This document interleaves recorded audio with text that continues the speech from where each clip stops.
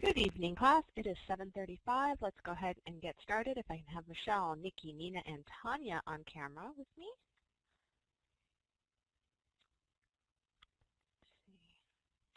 Okay, so during the last class, we were talking about causation. And we discussed how causation is a two-prong analysis. You need to discuss both actual and proximate cause. And when we're talking about actual cause, we mean but-for cause. But for the defendant's actions would the victim have been harmed. And then with proximate cause is the second prong. When we're talking about proximate cause, we're talking about foreseeability. Was death foreseeable?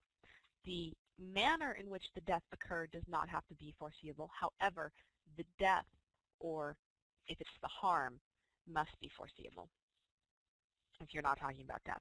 In this class, we only talk about causation in conjunction with the homicide.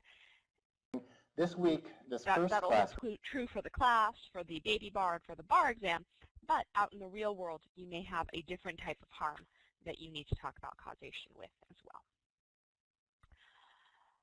So other lessons we learned about causation.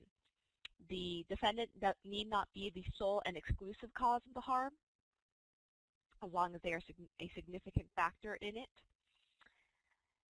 And when we're talking about proximate cause, we're usually talking about some kind of chain of events. So what might break that chain of events, that chain of causation, as you will hear it referred to often? What will break the chain of causation? A intervening, superseding cause breaks the chain of causation. An intervening, superseding cause or act breaks the chain of causation.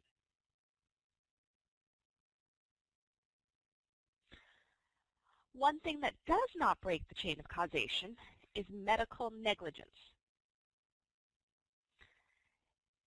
Case after case after case has said medical negligence is foreseeable. And we see two cases of medical negligence on page 582. So who would like to present the Shabazz case?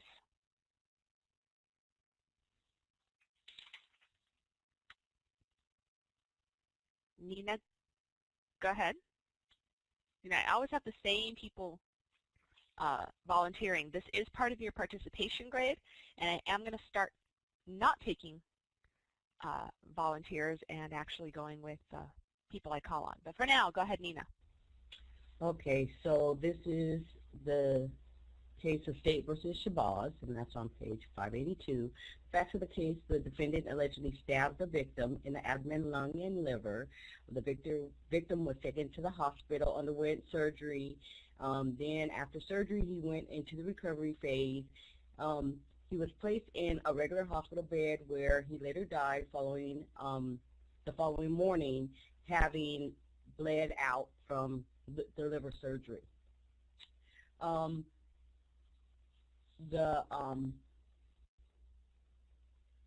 trial judge, what had happened is the trial judge barred the defense from introducing the hospital's gross negligence because the defendant felt that the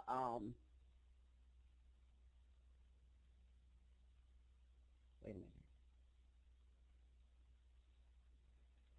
Okay, let me back up a second. So the trial judge barred the defense from introducing gross negligence as a defense mechanism due to the fact that they felt, even with their expert witnesses, that that victim would have died anyway. If it had not been for the acts that put him in the hospital, he would not have died, even if the hospital itself also contributed to their negligence, contributed maybe to the victim dying sooner from the fact that the hospital gave the patient anticoagulants after surgery, so that increased the patient's bleeding, and then he was transferred in their mind to the wrong level of care. He should have been in an area like the ICU that could have